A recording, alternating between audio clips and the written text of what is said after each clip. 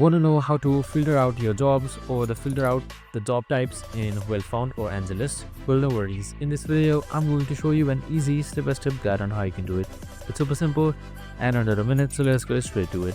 Now, first things first, you can just simply open up your wellfound.com website. So just simply hit towards Well-Found and not AngelList as it has been renamed. And once I've done that, make sure you are logged in as well.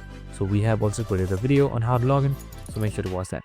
So once you have successfully logged in, you should be under this interface right here. So now once you're under this interface, on the leftmost side you should be seeing jobs. Just simply select that. That should be right beside or below your profile.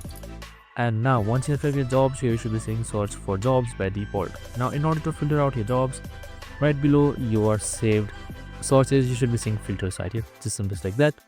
And now once I've selected filters, you can just simply change your skill, your location, and the type of work that you want.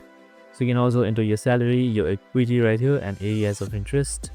So you can just simply choose right here and then select view results accordingly. And that's it. Super simple and easy. I hope this video helped. If it did, make sure to like, subscribe, and tune in with us for more of these videos. See you in the next one.